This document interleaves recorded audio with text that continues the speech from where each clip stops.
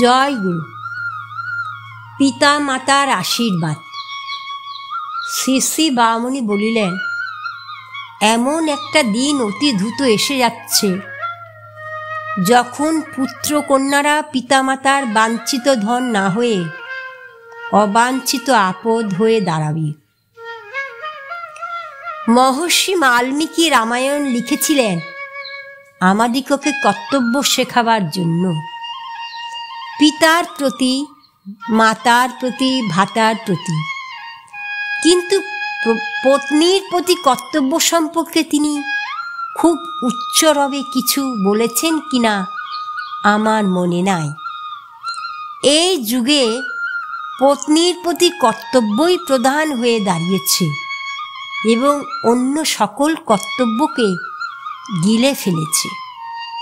ওম শান্তি।